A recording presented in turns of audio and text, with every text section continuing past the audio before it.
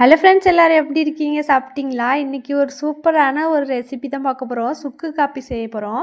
ஒரு 100 கிராம் சுக்கு எடுத்து தட்டி வச்சுருக்கேன். அப்போ தான் அரைக்கிறதுக்கு ஈஸியாக இருக்கும். அது கூடவே சின்ன பீஸு வரலி மஞ்சளும் நல்லா தட்டி எடுத்துக்கிட்டு வறுத்து எடுத்துக்கலாம். ஒரு சின்ன டீஸ்பூன் அளவுக்கு மிளகு எடுத்துக்கலாம். அது கூடவே அரை கப்பு கொத்தமல்லி விதை எடுத்துகிட்டு நல்லா வறுத்துக்கலாம். அது கூட ஒரு 10 ஏலக்காய் சேர்த்துக்கலாம், ஒரு கிராம்பு சேர்த்துக்கலாம். எல்லாத்தையும் வறுத்து நல்லா ஆற வச்சுக்கலாம்.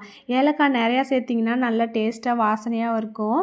ஆற வச்சதுக்கப்புறம் ஒரு மிக்ஸி ஜாரில் போட்டு அரைச்சிக்கலாம். ரொம்ப நைஸாக அரைக்கணும்னு அவசியம் இல்லை, கொரகொரப்பாக இருந்தால் நல்லாயிருக்கும். இது சலிக்கணும்னு அவசியம் இல்லை, ஒரு திப்பியாக தான் இருக்கும்.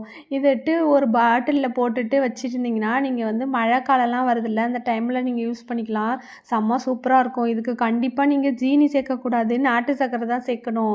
இல்லை வெல்லம் சேர்த்துக்கலாம், கற்கண்டு கூட சேர்த்துக்கலாம், டேஸ்ட்டாக இருக்கும். தண்ணியில் நம்ம எவ்வளோ தேவையோ அவ்வளோ தண்ணி கொதிக்க வச்சுட்டு இதில் ஒரு டீஸ்பூன் அளவுக்கு போட்டுட்டு சர்க்கரை போட்டுட்டு நீங்கள் கொதிக்க வச்சுட்டு வடிகட்டி குடிச்சிங்கன்னா அவ்வளோ ரிலீஃபாக இருக்கும். இப்போ மழை காலம் வருது, சளி தலைவலிலாம் எங்கேருந்து தான் வருமோ தெரியாது. அந்த டைம்லலாம் நீங்கள் இந்த மாதிரி செஞ்சு ஸ்டோர் பண்ணி வச்சுக்கிட்டிங்கன்னா சூப்பராக இருக்கும். ட்ரை பண்ணி பார்த்துட்டு எப்படி இருந்து கமெண்ட் பண்ணுங்கள். வீடியோ பிடிச்சிருந்தா லைக் பண்ணி சப்ஸ்கிரைப் பண்ணிக்கோங்க. லைக் பண்ணுங்கள், மறக்காம சப்ஸ்கிரைப் பண்ணுங்கள்.